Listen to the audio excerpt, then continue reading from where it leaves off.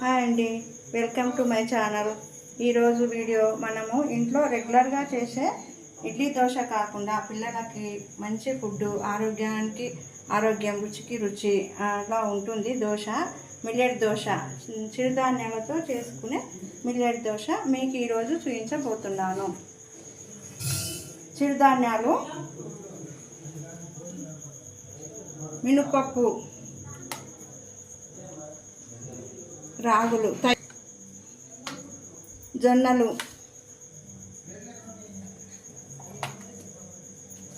పెసర్లు. నేను మాత్రం ఈ 4 తీసుకున్నా.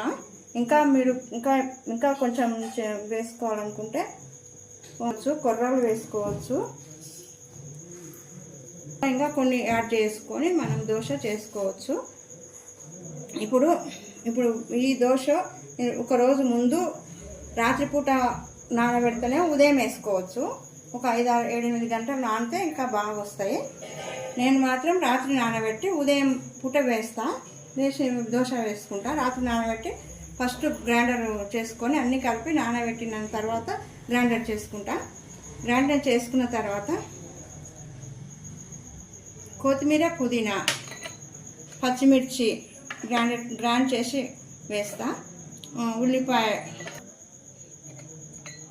ఆనియన్ దోశ కావాలంటే ఉల్లిపాయలు తీసుకోవచ్చు, ఉల్లిపాయ వేసుకోవచ్చు. తగినంత ఉప్పు, ధనియాల పొడి, జీలకర్ర, తగినంత అల్లం వెల్లుల్లి పేస్టు, ఆయిల్, తగినంత ఆయిల్. ఇవన్నీ గ్రైండర్ చేసుకున్న తర్వాత ఇవన్నీ కలుపుకోవాలి. గ్రైండర్ చేసిన తర్వాత ఇలా వస్తుంది. మనం రుబ్బిన తర్వాత ఇట్లా గ్రైండర్ చేసిన తర్వాత ఇట్లా వస్తుంది. దీంట్లో కొన్ని ఆనియన్స్, అల్లం పేస్టు, ధనియాల పొడి, ఉప్పు, కొత్తిమీర, పుదీనా, పచ్చిమిర్చి పేస్టు ఇవన్నీ కలుపుకోవాలి. ఇట్లా స్టవ్ ఆన్ చేయాలి.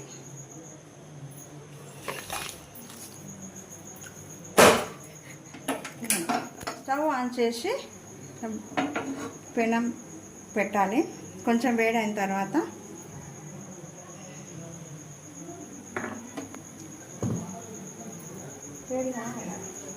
ఫస్ట్ ఆఫ్ ఆల్ ఇలా పెన్నం వేడి కావాలండి. ఇది దోశ వస్తుంటాయి. ఇప్పుడు పెన్నం స్టవ్ మీద పెట్టాను. పెన్నం వేడయింది. కొంచెం ఆయిల్ రాసుకొని ఇట్లా దోశ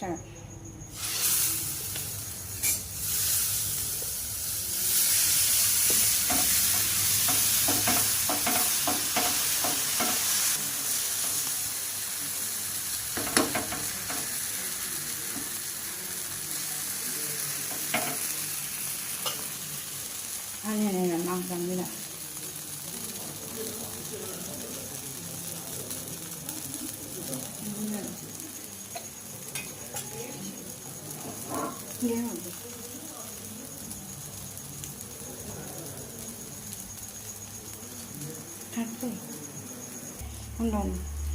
ఈ దోశ తినడం వల్ల పిల్లలకి చిరుధాన్యాలు ఎక్కువగా బయట చిరుతిండ్లు తినకుండా పిల్లలకు ఎంతో రుచిగా ఉంటుంది. ఈ పిల్లలకి రోజు అలవాటు చేస్తే పిల్లలు ఆరోగ్యంగా ఉంటారు. చదువు మంచిగా వస్తుంది. పిల్లలకి బ్రెయిన్ డెవలప్మెంట్ అవుతుంది. మంచి చిరుధాన్యాలు అన్ని రకాలుగా పిల్లలకు అందియాలి. కాబట్టి అన్ని చిరుధాన్యాలు వాళ్ళు వేరే అన్నమే ఎక్కువ తింటారు, ఇష్టపడతారు.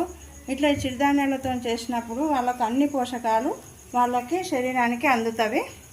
అందుకోసం మనము ఖచ్చితంగా పిల్లలందరికీ మనం ఇంట్లో తయారు చేసుకొని వాళ్ళకి ఈ విధంగా దోశ చేసి ఇస్తే బాగా ఇష్టంగా తింటారు.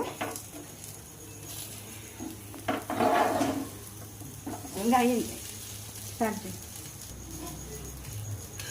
దోశ ఇట్లా వేసుకోవాలి.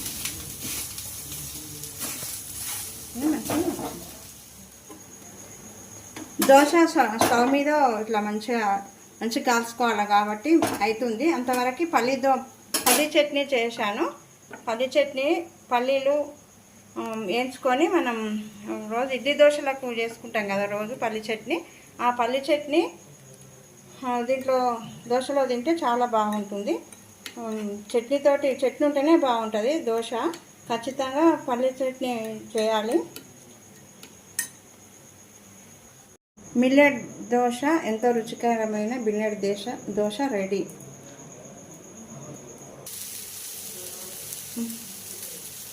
Thanks for watching my video. మీకు మా వీడియో నచ్చినట్టయితే లైక్ చేయండి, షేర్ చేయండి, సబ్స్క్రైబ్ కూడా చేయండి, కామెంట్ కూడా చేయండి మీకు యూజ్ అయితే.